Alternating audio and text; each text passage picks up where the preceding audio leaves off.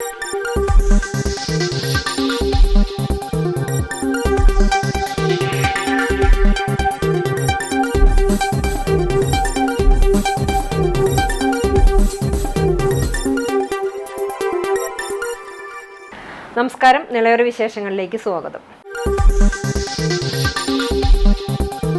വികസനത്തിന്റെ താളത്തിനൊപ്പം സംഗീതത്തിന്റെ ലഹരി കൂടി ചേർന്നപ്പോൾ കൂറ്റനാടിന്റെ മണ്ണ് ആവേശ പൂരപ്പറമ്പായി മാറി. തൃത്താലയുടെ വികസന തുടർച്ചയ്ക്കായി ജനവിധി തേടുന്ന MP രാജേഷിന്റെ തെരഞ്ഞെടുപ്പ് പ്രചരണാർത്ഥം സംഘടിപ്പിച്ച രാഘവല്ലി മ്യൂസിക് ബാൻഡ് കാണികൾക്ക് സമ്മാനിച്ചത് അവിസ്മരണീയമായ ഒരു ആഘോഷരാവാണ്.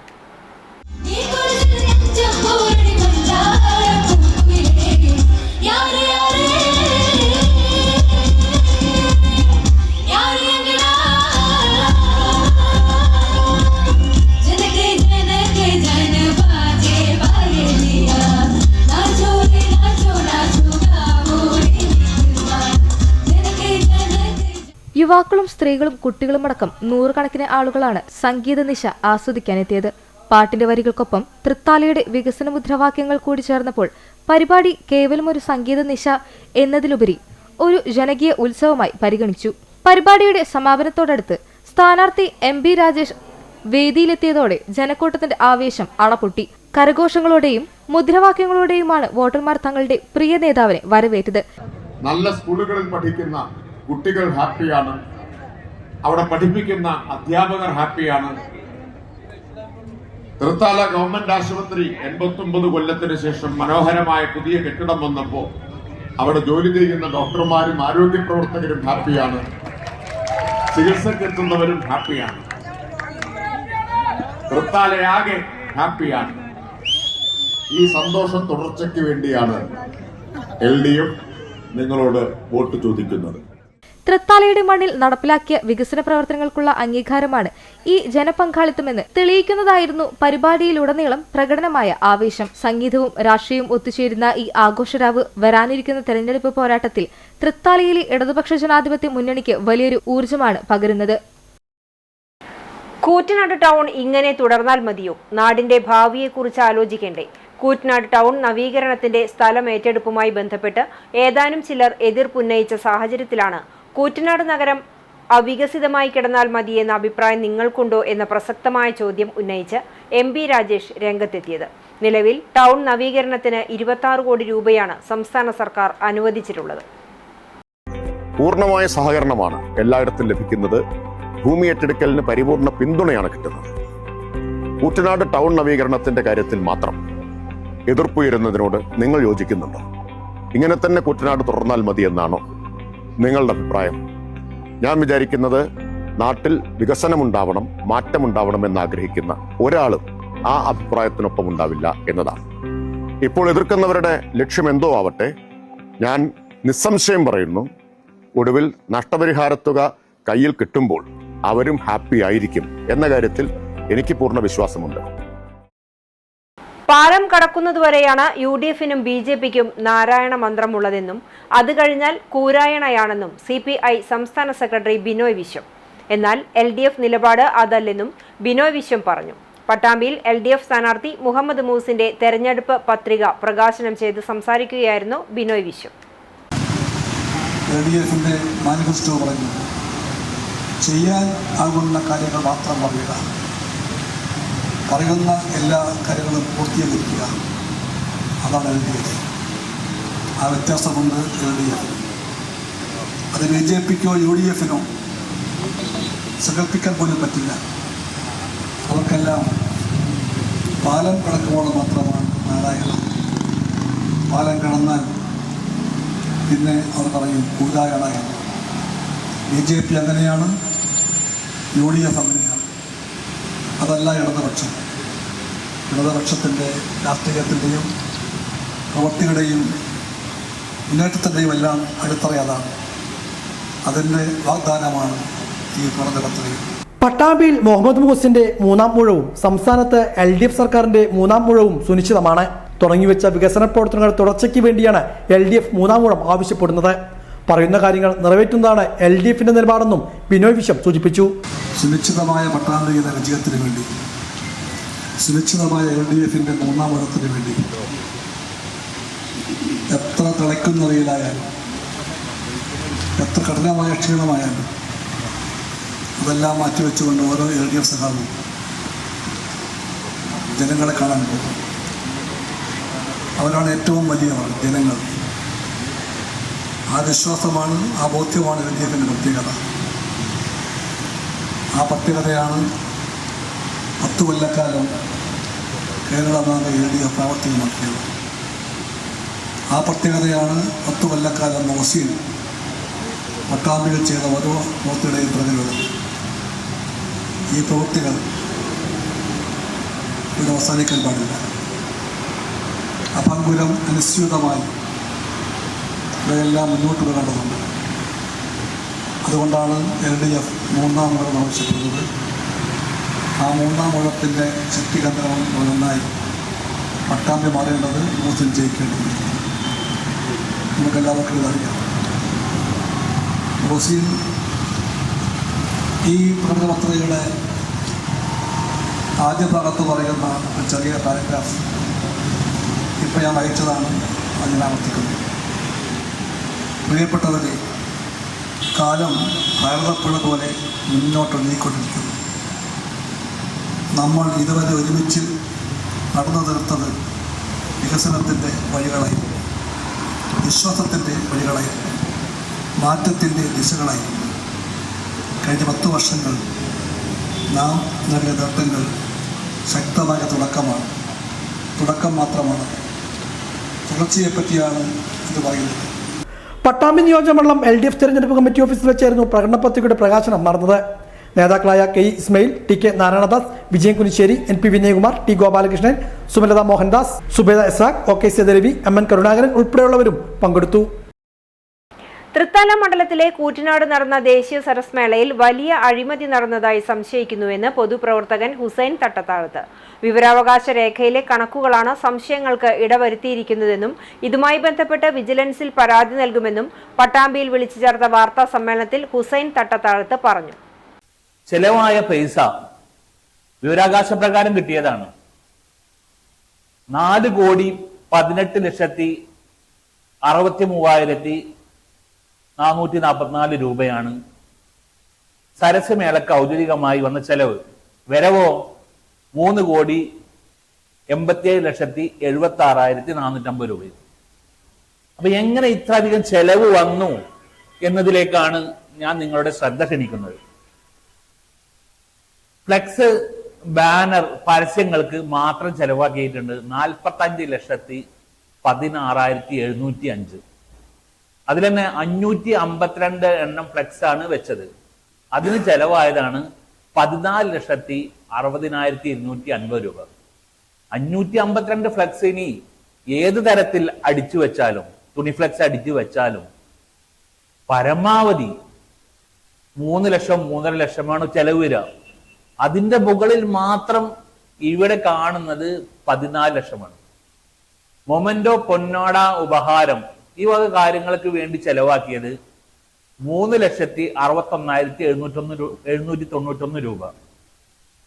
എന്താ അറിയില്ല, ഈ പൊന്നാടയും ഉപഹാരവും അവിടുത്തെ നാട്ടിലെ ഒരു പുഴ സംരക്ഷണ പ്രവർത്തകൻ, അക്ഷരജാലകം എന്നൊരു ബുക്സിന്റെ ഇവിടുത്തെ സാഹിത്യ പ്രവർത്തകൻ എന്ന നിലയ്ക്ക് എനിക്കും ലഭിച്ചിട്ടുണ്ട്. ഞാനത് എന്ത് ചെയ്യണമെന്നുള്ളത് അവസാനം പറയാം.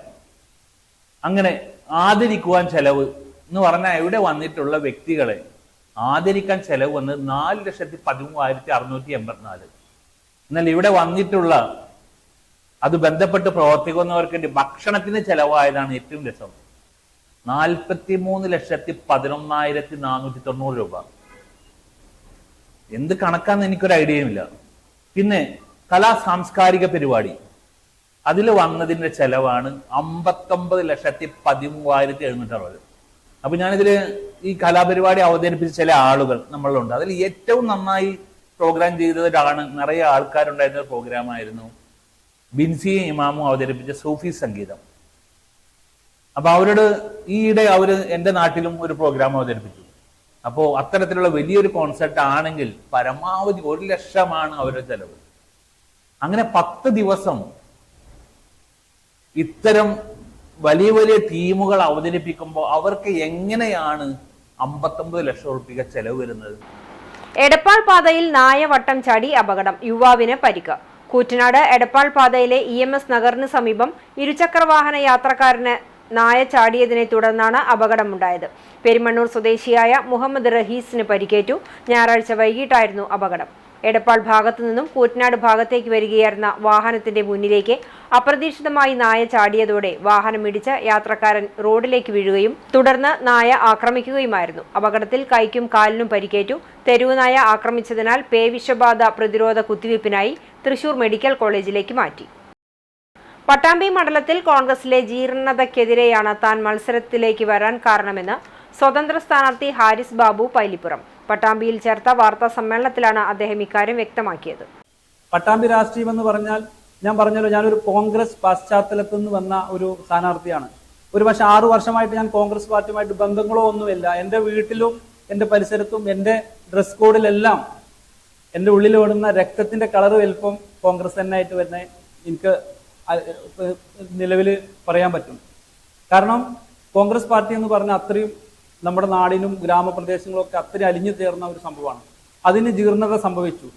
അതിലെ സ്ഥാനാർത്ഥി നിർണയത്തിലും അതുപോലെ UDF തന്നെ ഈ ലീഗിനും കോൺഗ്രസിനും എന്നുള്ള ഒരു പ്രയാസത്തിൽ സ്ഥാനാർത്ഥിത്വം കുറെ നീണ്ടുപോയ ഒരു സാഹചര്യമാണ് നമ്മുടെ പട്ടാമ്പി അസംബ്ലിയിൽ ഉണ്ടായിരുന്നത്.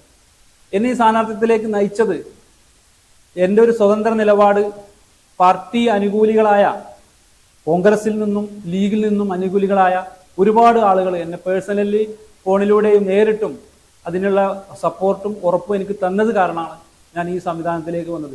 അതൊരു വോട്ടായി മാറണമെന്ന് എനിക്ക് ഉറപ്പൊന്നുമില്ല. കാരണം അവർക്ക് അവരുടേതായ പ്ലാറ്റ്ഫോമിൽ പ്രചരണത്തിന്റെ ഭാഗമായിട്ടാണെങ്കിലും വോട്ടിന്റെ ക്യാമ്പയിനിന്റെ ഭാഗമായിട്ടാണെങ്കിലും ചിലപ്പോൾ വോട്ട് ചെയ്യേണ്ട ഒരു എനിക്ക് ഓഫർ തന്ന ആളെ ഉൾപ്പെടെ വോട്ട് ചിലപ്പോൾ UDFന്റെ അധികാരം ചെയ്യാം.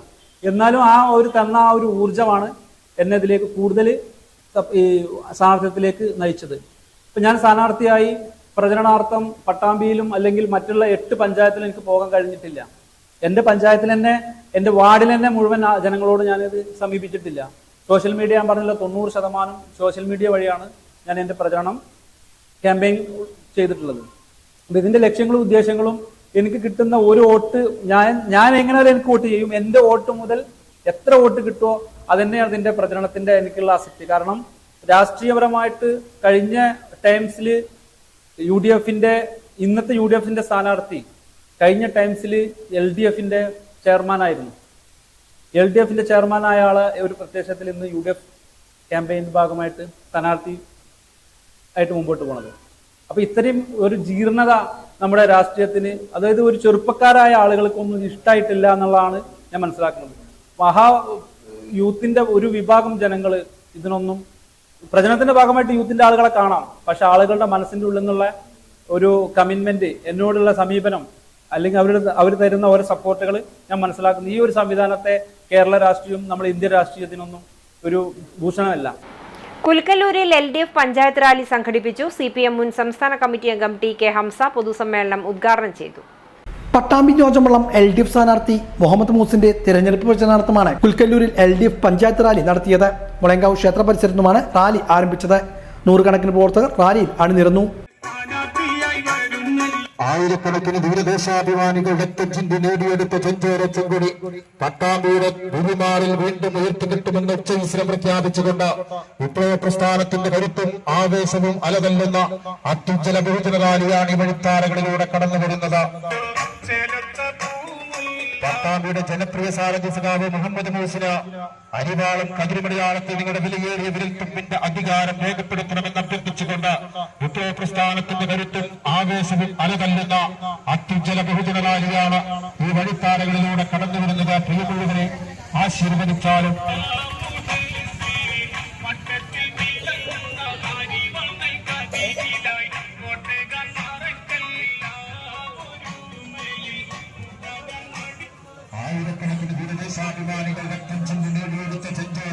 തുടർന്ന് CPM സംസ്ഥാന കമ്മിറ്റി മുൻ അംഗം TK ഹംസ പൊതുസമ്മേളനം ഉദ്ഘാടനം ചെയ്തു. സംസ്ഥാന കമ്മിറ്റി അംഗം NN കൃഷ്ണദാസ് മുഖ്യഭാഷണം നടത്തി. TK സഹാഖ് അധ്യക്ഷനായിരുന്നു. TK Narayanadas, NP Vinayakumar, Vijayan Kunissery, MN Karunakaran, MM Vinod Kumar, PP ചന്ദ്രൻ, P Rajani, EM Shoukath, NP Sandeep തുടങ്ങിയവരും പങ്കെടുത്ത് സംസാരിച്ചു. എയർഫോഴ്സ് വന്നു, നേവി വന്നു, ആർമി വന്നു, അവരൊക്കെ സഹായിച്ചു. വെള്ളപ്പെടാതെ ആരും മരിക്കാതെ ജനങ്ങളെ നമ്മൾ രക്ഷിച്ചു. വെള്ളം ഇറങ്ങി സമാധാനമായി. പട്ടാരക്കാർ പറഞ്ഞു ഞങ്ങൾ പോയിക്കോട്ടെ എന്ന് ചോദിച്ചു. മുഖ്യമന്ത്രി യാതൊരു പ്രോട്ടോകോളും നോക്കാതെ തിരുവനന്തപുരം വിമാനത്താവളത്തിൽ പോയി ആ പട്ടാള ഉദ്യോഗസ്ഥന്മാർക്ക് ഷെയ്ക്ക് ഹാൻഡ് കൊടുത്തിട്ട് പറഞ്ഞു, മറക്കില്ല, ഞങ്ങളെ സഹായിക്കാൻ ഇന്ത്യൻ പട്ടാളം വന്നു, ഞങ്ങൾ മറക്കില്ല. അങ്ങനെ ഷെയ്ക്ക് ഹാൻഡ് കൊടുത്ത് അയച്ചു. മൂന്നാമത്തെ ആഴ്ചയിൽ നിങ്ങൾ ഓർക്കണം, മൂന്നാമത്തെ ആഴ്ചയിൽ ഇന്ത്യ ഗവൺമെന്റിന്റെ രാജ്യരക്ഷാ മന്ത്രാലയത്തിൽ നിന്ന് 126 കോടി രൂപയുടെ ബില്ലയച്ചു കേരളത്തിലെ ചീഫ് സെക്രട്ടറിക്ക്. ഇന്ത്യക്കാരായ മലയാളികൾക്ക് വെള്ളപ്പൊക്കത്തിൽ അപകടമുണ്ടായപ്പോ അവരെ രക്ഷിക്കാമെന്ന ഇന്ത്യൻ പട്ടാളത്തിന് വണ്ടിക്കൂലിയും ചെല്ലും ചെലവും ചായ കുടിച്ചതും ചോറുണ്ടതുമായിട്ടുള്ള ഭക്ഷണക്കൂലിക്ക് 126 കോടി രൂപ അയക്കണം. ഇന്ത്യൻ പട്ടാളല്ലേ നമ്മളെ സഹായിക്കാൻ വന്നത്? അമേരിക്കൻ പട്ടാളമാണോ വന്നത്? ചൈനീസ് പട്ടാളമാണോ വന്നത്? പാകിസ്ഥാൻ പട്ടാളമാണോ വന്നത്? നമ്മൾ ഇന്ത്യക്കാരല്ലേ? ഇന്ത്യക്കാരായ മലയാളികളെ സഹായിക്കാൻ ഇന്ത്യൻ പട്ടാളം വന്നതിന് പട്ടാളമല്ല ബില്ല് ചോദിച്ചത്. ഈ BJP സർക്കാർ പട്ടാളക്കാരുടെ ചെലവ് ചോദിച്ച് ബില്ല് അയച്ചു. ചീഫ് സെക്രട്ടറി ക്യാബിനറ്റ് യോഗത്തിൽ പറഞ്ഞത് 126 രൂപയുടെ ബില്ല് അയച്ചിട്ടുണ്ട്. Chalissery saint Peter's and saint Paul's Yakobaya Suriyani പള്ളിയിലെ യേശുക്രിസ്തുവിന്റെ പുനരുത്ഥാനത്തിന്റെ ഓർമ്മ പുതുക്കി വ്രതശുദ്ധിയുടെ ഉയിർപ്പ് ശുശ്രൂഷകൾ ഭക്തിസാന്ദ്രമായി. ശനിയാഴ്ച രാത്രി സന്ധ്യാപ്രാർത്ഥനയോടെ ഉയിർപ്പ് ശുശ്രൂഷകൾ ആരംഭിച്ചു. വികാരി ഫാദർ അബ്രഹാം യാക്കോബ് ഉയിർപ്പ് പ്രഖ്യാപനം നടത്തി. പള്ളിമണിയടിച്ചും മെഴുകുതിരികൾ കത്തിച്ച വിശ്വാസികൾ യേശുക്രിസ്തുവിന്റെ ഉയിർപ്പിനെ എതിരേറ്റു. പ്രത്യേക പ്രാർത്ഥനകൾക്ക് ശേഷം പള്ളിക്ക് ചുറ്റും പൊൻ വെള്ളി കുരിശുകളേന്തിയും കത്തിച്ച മെഴുകുതിരികളേന്തിയും വിശ്വാസികൾ ഉയിർപ്പ് പ്രദക്ഷിണത്തിൽ പങ്കെടുത്തു. തുടർന്ന് മദ്ബഹായുടെ 4 ദിക്കുകളിലേക്കും പള്ളിമണികൾ അടിച്ച സ്ലീബ ആഘോഷവും അവധു മാലാഖയും നടത്തി. പ്രഭാത പ്രാർത്ഥന, വിശുദ്ധ കുർബാനയ്ക്ക് ശേഷം വികാരി ഉയിർപ്പ് സന്ദേശവും ഈസ്റ്റർ ആശംസകളും നേർന്നു. പള്ളിയിൽ ഇടവക ദിനത്തിൽ വിജയിച്ച യൂണിറ്റ് അംഗങ്ങൾക്ക് ജേക്കബ് ചാലിശ്ശേരി കോർ എപ്പിസ്കോപ്പ ട്രോഫികൾ വിതരണം ചെയ്തു. നിരവധി വിശ്വാസികൾ ഉയിർപ്പ് ശുശ്രൂഷയിൽ പങ്കെടുത്തു. സ്നേഹവിരുന്നുമുണ്ടായിരുന്നു. പരിപാടികൾക്ക് വികാരി father Abraham Yakob Poovathumannil, trust CU Shalamon, secretary Titus David എന്നിവരടങ്ങിയ മാനേജിംഗ് കമ്മിറ്റി നേതൃത്വം നൽകി. ഇതോടെ നിളയോര വിശേഷങ്ങൾ സമാപിക്കുന്നു. നമസ്കാരം.